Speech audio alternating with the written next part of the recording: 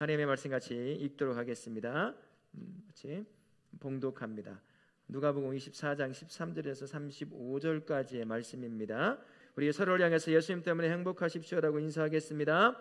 예수님 때문에 행복하십시오. 예수님을 말미암아 행복한 우리 성도님들 되시기를 바라겠습니다.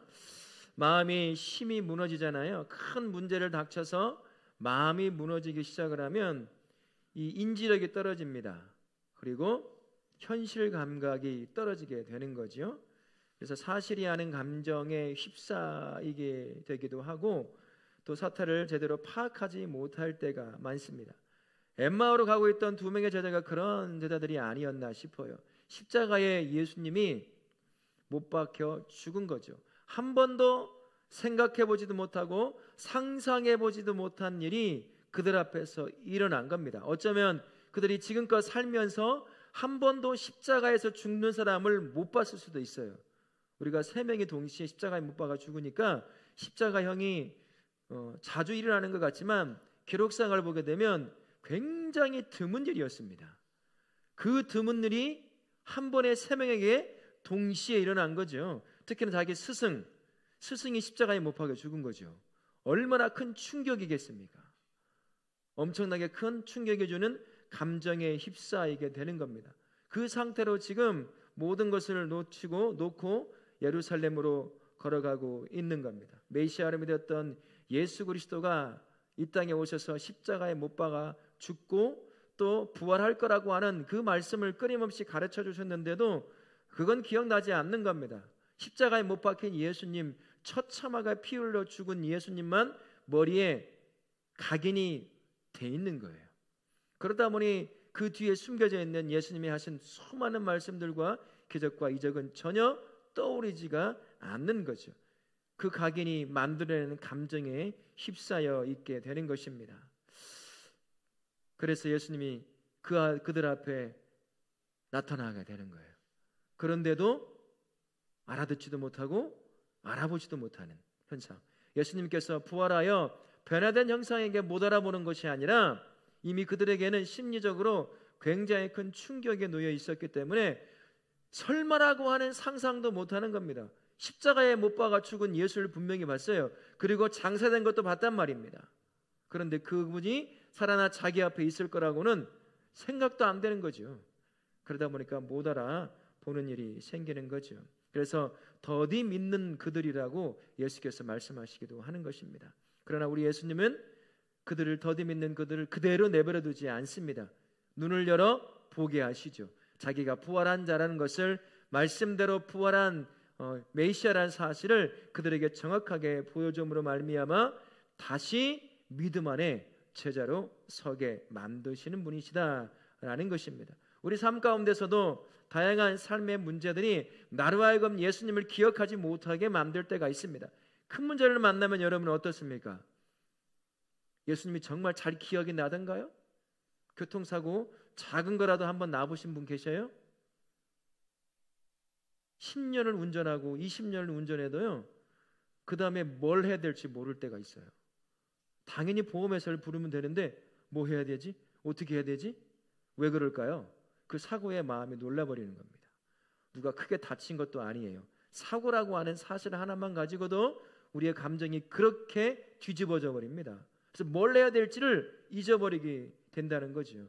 그러니 우리가 예수를 기억할 때 쉽게 기억날까요? 문제만 생기면 예수님 앞에 달려오는 것이 아니라 달려오긴 하지만 한참이 지나서야 그저 정신 번쩍 차리고 이 두 명의 제자들처럼 번쩍 차리고서는 늦게 찾아오게 되는 경우가 종종 대부분이지 않습니까? 그러나 우리 두 명의 엠마오로 가고 있던 두 명의 제자를 우리 기억할 필요가 있어요. 나의 삶에 예수를 기억하지 못하는 일이 얼마나 많은지, 그게 예수님을 기억치 못하게 만드는 삶의 문제가 뭔지, 삶의 문제만 생기면 나는 어떻게 반응하고 있는지 그것을 기억하시고 찾아내시고 이제는 엠마오로 가던 두 명의 제자들처럼이 아니라 어느 상황에서건 나와 함께 하시는 예수님을 기억해내실 수 있는 그런 성도님들의 시기를 예수님의 이름으로 부탁을 드리겠습니다. 아멘. 말씀으로 한번 들어가 봅니다. 13절부터 27절까지의 말씀입니다. 부활하신 예수님이 엠마오로 가는 두 제자와 동행하십니다. 두 제자가 예수님을 알아보지 못한 이유가 무엇 때문이었지요? 눈이 가려졌기 때문이었습니다.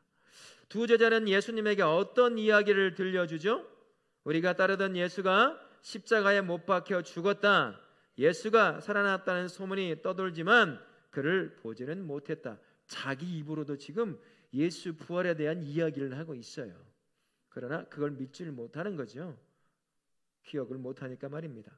세 번째, 두 제자의 말을 들은 예수님은 어떤 반응을 보이고 있습니까?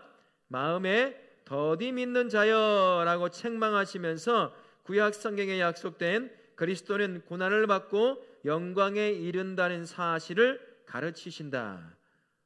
글씨가 작아서 안 보이시죠? 보이시죠? 그러면 소리 내서 그래야 안 졸립니다. 그러지 않으면 또 졸려요. 구약에 있는 예언된 대로 부활했다는 사실을 가르쳐 주시죠. 엠마오로 가고 있던 제자들은요, 예수님이 고난받아야 한다는 사실을 잊어버리고 있었습니다. 믿질 못하고 받아들이지 못했습니다. 그래서 죽었다는 사실 하나, 자기 눈에 들어와 있는 그 현상, 그 그림, 십자가에 처참하게 죽어버린 예수, 그리고 무덤에 장사된 예수만 눈을 감아도 눈을 떠도 눈에 훤하게 보여지기 시작하는 겁니다. 완전히 눈이 가려진 거죠. 그 사건 때문에. 근데 그 사건을 건너 부활이라고 하는 놀라운 사건이 일어날 것이라고 하는 사역 내내 한 번씩 가르쳤던 그 말씀이 기억나지 않은 것이었습니다. 그들의 눈에 봤던 죽은 예수, 장사된 예수가 그들 눈을 딱 가리니까 예수님의 말씀이 기억나지도 않아요. 그런 영적인 실패에 빠져서 예수님이 끝났다라고 엠마오로 가고 있는 것이 되는 거죠. 예수님은 반복적으로 제자들에게 자신이 십자가에 죽을 것이고 또 부활할 것이다 라는 것을 그때마다 한 번씩 가르쳐 주셨습니다. 그렇다면 말씀을 가르쳐 주시면 그 말씀을 어떻게 해야 될까요? 귀담아 들어야 합니다. 그리고 마음에 새겨 넣어야 하죠. 그러나 우리처럼 제자들도 그랬던 모양이에요. 한 귀로 듣고 한 귀로 흘려버렸어요. 예수님 막 가르치면 와 대단하십니다라고 하고 같이 교제하다가 일어나 야 절로 가자 하면 그 즉시 한 발을 떼는 즉시 머릿속에서 싹 사라졌던 것 같아요. 우리랑 똑같이 예배 마치고 악수하고 집에 문 열고 나가면 머리에 방금 전까지 뭘 했는지가 완전히 리셋이 돼가지고 아무것도 없는 것처럼 저자들도 똑같았던 것 같습니다. 들었으면 머리로 이해하고 마음으로 새겨야 될 텐데 그걸 못한 거죠. 듣고 마음의 새김으로 끝나서는 안 되는 거죠. 말씀은 능력이 있습니다. 사람을 변화시켜요. 사람을 살려냅니다. 죽은 자를 살려내기도 했어요. 예수님께서 말씀을 선포하시자 그 말씀의 능력을 기억해야 한다는 거예요. 우리가 얼마나 기억을 못하면 계속 암송도 하잖아요. 신명기 6장 4절 9절만 얘기해주고 바로 하라니까 바로 나오는 사람이 있지만 90%가 바로 안 나왔어요. 저도 바로 안 나왔어요. 뭐지? 처음에 얼마나 우리가 잘 잊어버렸는지 몰라요. 머릿속에 잘 저장되어 있지 않고 마음에 잘 안착되어 있지 못하니까 상황이라고 하는 상황에 놓쳤을 때 그 상황을 통해 말씀하시는 하나님의 음성이나 그 뜻을 깨닫지 못할 때가 정말 많다라는 것입니다. 그래서 그 말씀을 기억하는 것이 얼마나 중요한지 몰라요. 죄 가운데 빠지고 하나님이 원치 않는 것을 선택하여 가는 수많은 믿음의 사람들의 그 길을 보면 말씀을 기억지 못해서예요. 기억하면 적어도 고민이라 하고 또 주저하기라도 할 텐데 그렇지 못하는 거죠. 그래서 듣고 새겼던 마음을 기억해내는 것이 중요합니다. 지금 애들 시험 기간이잖아요. 정말 죽어라고 머릿속에 집어넣는 애들이 있어요. 집어는 다 넣어요. 근데 시험 때는 집어넣는, 시험 볼 때는 집어넣는 시간인가요? 집어넣었던 걸 빼내는 시간인가요? 빼내는 시간이거든요. 집어넣었어. 어디다 넣는지 못 찾아. 못 빼내. 그러니 정답을 못 찍어. 이런 일이 생기는 거예요. 집어넣은 걸 빼는 연습을 많이 해야 되거든요. 우리가 12년 초등학교까지 한다면 6년, 12년, 대학까지 하면 16년간 영어를 배운다고 생각해 보십시오. 이 많은 시간 영어를 배우는데 영어를 가장 못하는 나라 중에 하나가 바로 대한민국 사람들이에요. 물론 기본적으로는 그 어떤 사람보다도 잘하는 게 있지만 미국만 가면 희귀한 종족으로 알아요. 막 영어 책을 읽어. 말을 시키면 어버버해. 알아듣지도 잘 못해. 근데 시험은 잘 봐. 도대체 이게 어떻게 된 거냐 얘네들은. 말도 못하고 잘 못 알아듣는데 책은 읽고 시험은 잘 보네. 그래서 도움을 잘 안 줘요. 못 알아들으니까 못 적거든요 이렇게. 그래서 저희도 처음 유학 가가지고 10명인가 목사님이 함께 모여가지고 당신이 들은 거 얘기해봐라. 내가 들은 거 얘기했더니 10명이 모으는 거예요. 그렇게 해서 처음에 1학기 때는 그렇게 공부했어요. 안 들려. 남부 발음을 했어요. 이게 이제 그 동부 위쪽에 있는 바이블 벨트 위쪽에 있는 학교인데 이 교수님들이 남부 텍사스 발음은 굉장히 굴리거든요. 이게 영어를 하지 못하면 잘 못 알아듣겠어. 그러니 우리가 듣겠습니까? 나이 다 먹어서 40 넘어서 가고 50 넘어서 갔는데 뭐가 되겠어요? 안 돼요. 그래서 모여가지고 듣는 거죠. 그래서 모아가지고 합니다. 뭘 얘기하다가 여기까지 했죠? 예? 빼내는 거. 빼냈어야 돼요. 제자들이 3년 동안 예수님이 막 가르쳐줬어. 얼마나 많은 것을. 그때마다 얼마나 놀랬을까요? 얼마나 감동받았을까요? 말씀이 선포되니까 막 귀신이 쫓아나고 도망가고 죽은 자가 막 살아나요. 막 놀라고 다 뒤집어지고 난리가 났을 겁니다. 들어가는 건 많았어요. 근데 실제 삶의 자리에서 그 말씀이 어떻게 역사하는지는 기억을 못하니까 적용을 못하는 거죠. 경험이 없는 겁니다. 그래서 말씀을 듣는 사람은 듣고 마음에 새기되 기억하려고 애를 써야 한다라는 것입니다. 그리고 그 기억한 말씀을 삶의 자리에서 순종하려고 몸부림침이 필요한 거예요. 그래서 내 몸이 말씀에 반응할 수 있도록. 근데 거기까지 안 가니까 마치 내가 성경을 읽고 내가 설교를 들었으니 내 머릿속에 잘 남아서 내가 말씀대로 잘 살 것처럼 착각을 하는데요. 안 돼요. 다 여러분 경험하시잖아요. 진짜 제 말대로 제가 100% 예언하는데 수예배 끝나고 문 열고 나가면 다 잊어버려 있어요. 그렇게 되는 것이죠. 그러지 말아야 합니다. 제자들도 3년 동안 같이 다녔지만 듣는 건 많았어요. 감동을 하는 것은 많았지만 그 말씀을 기억하고 실제로 삶을 살려고 애를 쓰고 몸부림치는 삶이 없었던 거죠. 그러니 그 상황, 예수께서 말해놓은 상황, 그 사건이 그대로 이루어져 가고 있고 그 역사 현장 한복판에 제자들이 세워져 있어요. 기억을 못하니까 지금 어떤 역사가 내 삶에서 예수가 하신 말씀이 역사로 이루어지고 있는지 못 알아먹는 거야. 알지를 못해요. 예수님의 바로 앞에서 말씀하는데 어제까지 들었던 며칠 전까지 들었던 그 음성으로 똑같이 말하는데도 못 알아들어요. 말씀을 기억 못하니까 그런 거라는 거죠. 그래서 성도는요 말씀을 가까이 함으로 말미암아 그 말씀이 내가 세워지는 환경, 내가 만나는 사람, 내가 만나게 되는 사건들이 있어요. 어제도 여러분도 오늘도 수많은 환경과 여러 사건과 여러 사람을 만났을 겁니다. 하나님은 나로 하여금 그 환경에 놓이게 하시고 그 사건을 만나게 하시고 그 사람을 만나게 하시는 것 우연으로 만나게 하실까요? 저는 그렇게 생각하지 않아요. 그게 진리는 아니더라도 내가 알지 못하는 그 무언가를 그 사람을 만남으로 말미암아 스쳐 지나가는 사람이라 할지라도 내가 깨달아야 될 것이 있어서 그를 내 옆으로 지나가게 하셔서 내 손에 들고 있는 물건을 떨어뜨리게 하실 수도 있어요. 그런 것들을 깨달을 수 있어야 하는 거죠. 그런 데 있습니까? 의자에 가만히 앉아있는 누군가 한마디 했는데 갑자기 내가 알아야 될 무언가가 번쩍 떠오르며 깨닫게 되는 때도 있다는 거죠. 그것은 나에게 주신 말씀이 내 머리에 남아있고 기억되고 그 말씀을 살려고 애를 쓰면 그것이 하루가 지나고 이틀이 쌓이고 한 달이 쌓이고 1년이 쌓여져 가게 되면 그런 일이 발생하는 겁니다. 상황에, 사건에, 사람에 내가 만나고 놓여지는 모든 것에서 말씀하시는 하나님의 그 음성이 깨달아지기 시작하는 거라는 거죠. 그래서 만나는 것에 불평할 이유가 없어요. 이것을 통해서 하나님이 나를 이렇게 인도해 가려고 하시는 거 아닐까?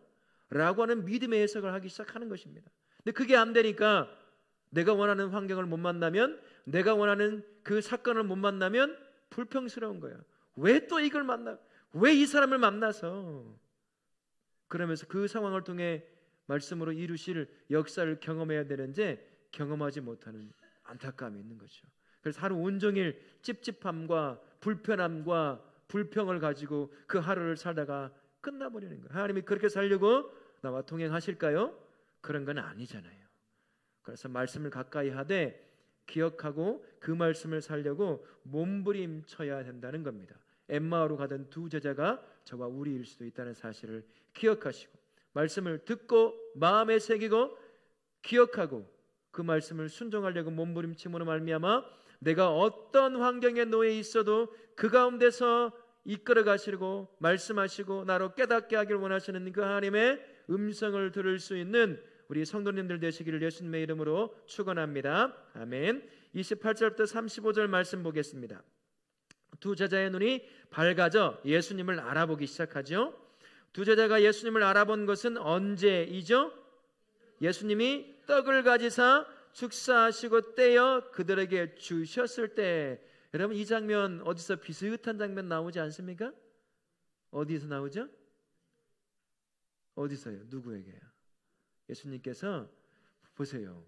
주일날 내가 분명히 이 얘기했는데 벌써 잊어버렸죠? 주일날 예수님이 악한 마음으로 예수를 팔려하는 그 마음을 깨닫게 하시려고 떡을 떼어 맛있는 소스를 묻혀 그게 마지막으로 줘요. 떡을 떼, 그때 유다는 알지 못해요. 완전히 눈이 가려져가지고. 근데 오늘 이 제자들이 나타나서 떡을 떼어 주니까 그제서 예수의 음성이 들리기 시작하는 거죠. 그분의 모습이 예수의 모습인 걸 아는 겁니다. 자, 두 번째, 제자들의 마음은 언제 불타듯이 뜨거워졌습니까? 예수님이 성경을 풀어주셨을 때, 부활하신 예수님을 만난 것을 깨달은 두 제자는 곧바로 무슨 일을 하죠? 베르살렘으로 돌아가서 제자들에게 부활하신 예수님을 만난 이야기를 전합니다. 예수님께서 떡을 떼어주고 말씀을 풀어 설명을 해주고 저처럼 설교를 해주니까 눈이 확 열리고 마음이 식었던, 끝났다고 여겼던 그 마음이 다시 불타오르듯 타오르는 역사가 일어나는 거죠. 그러고 나서 제자들이 뭐 했습니까? 그걸 품고 자기만 누린 것이 아니라 예루살렘에 다시 돌아가서 믿지 못하던 제자들에게 부활한 예수를 만난 이야기를 전해줍니다. 성도도 마찬가지예요. 하나님께서 말씀을 통해 내 눈을 열어주고 하나님께서 내 마음에 불을 지펴주실 때 성도가 해야 될 삶은 증인이 되는 삶입니다. 하나님의 말씀은 헛되이 외치는 그런 말씀이 아닙니다. 이사야 55장 10절과 11절 말씀에 보면 이런 말씀이 있어요. 같이 읽습니다. 이는 비와 눈이 하늘로부터 내려서 그리로 되돌아가지 아니하고 파종하는 자에게 종자를 주며 먹는 자에게는 양식을 줌과 같이 내 입에서 나가는 말도 이와 같이 헛되이 내게로 돌아오지 아니하고 나의 기뻐하는 뜻을 이루며 내가 보낸 일에 형통함이니라. 아멘. 하나님의 말씀은 살아있습니다. 살아있기에 반드시 살아있는 목적을 성취하시는 게 하나님의 말씀이에요. 하나님께서 말씀하신 것은 그저 우리 속에 들려오는 잡음과 같은 소리가 아닙니다. 하나님의 말씀은 살아있는 능력이 되죠. 그래서 선포된 말씀에 대한 이유가 있어요. 그 이유와 목적을 반드시 이루는 게 살아계신 하나님의 말씀이라고 할 수가 있습니다. 어떤 일을 일으키죠? 하나님의 말씀은 생명을 일으킵니다. 하나님의 말씀은 생명을 일으켜요. 에스겔서 27장 37장에 보면 여러분 잘 아시죠? 마른 뼈 사건이 나와요. 군대가 됩니다. 에스겔을 통해서 말씀을 선포하셔요. 그러니까 다 말라 비틀어진 사람의 뼈입니다. 아무것도 남아있지 않아요. 돌과 같은 존재. 거기에 뭐가 붙기 시작하죠? 힘줄이 붙고 살이 붙고 피가 돌고 군대로 세워져요. 하나님의 말씀이 선포되니까 죽은 곳에 무엇이 열매를 맺습니까? 생명이라고 하는 것이 열매를 맺게 된다라는 것입니다. 하나님의 말씀은 그렇게 살아있다는 거죠. 또한 하나님의 말씀이 선포되면 그 말씀이 마음을 뜨겁게 하여 식어서 나에게 주신 사명을 잃어버리고 살던 사람에게 그 사명을 되찾게 하고 그 사명을 향해 삶의 방향을 맞추게 만드는 게 바로 살아계신 하나님의 말씀입니다. 엠마오로 갔어요. 다 끝났다고 생각하는 그들, 그러나 말씀을 풀어 헤치니까 그들의 마음에 식어버렸던 삶이 다시 불이 지펴졌어요. 그리고 그들의 삶의 방향이 어디를 향해 틉니까? 돌려 예루살렘을 향해 들어가 그곳에 부활한 예수를 증거하는 그러한 제자들을 볼 수 있는 것이죠. 그렇습니다. 하나님의 말씀이 내 삶과 영혼을 지배할 때 다시 살아나는 생명의 역사, 그리고 사명을 이루는 삶으로 다시 세워지게 되는 것입니다. 그러니 말씀의 사람이라고 하는 성도라고 한다면 무엇을 가장 가까이 해야 하겠습니까? 하나님의 말씀이에요. 말로만 말씀의 사람이라고 말하지 말고 그 말씀을 항상 가까이 함으로 말미암아 그 말씀이 나를 인도해 가고 그 말씀이 이루는 놀라운 역사의 열매를 경험해야 하는 것이 말씀의 사람인 성도라는 사실을 기억하시고 말씀 앞에 여러분을 세우는 일들을 게을리하지 않기를 예수님의 이름으로 부탁을 드리겠습니다. 아멘. 눈이 밝아지자 제자들이 이제는 어떤 일을 합니까?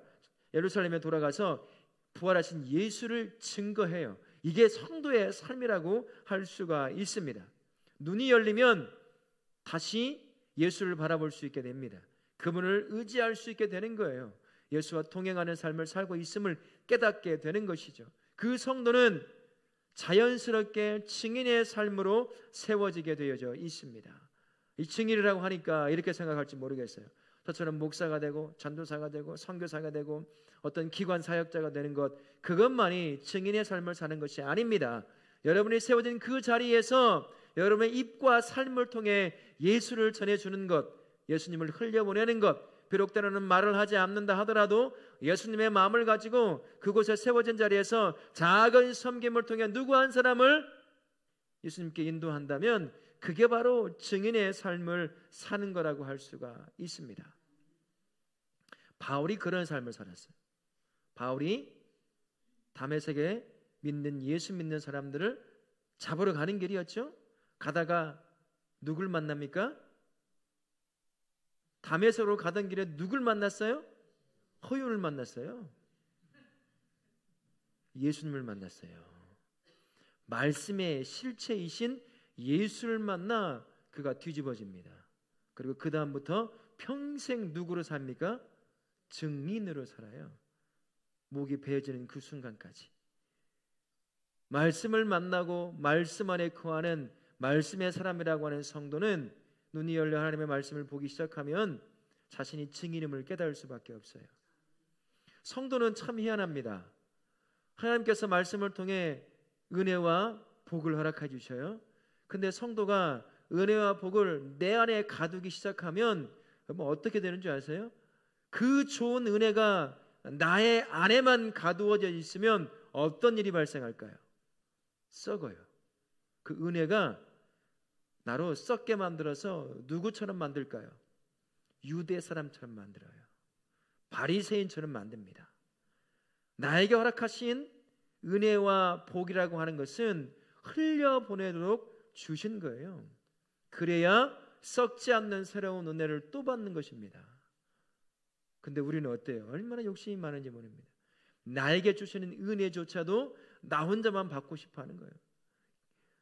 기도 막 해서 하나님의 은혜를 주시면 같이 하나님의 은혜 받고 받을 수 있도록 인도해 가면 좋을 텐데 그러지 않으려고 해요.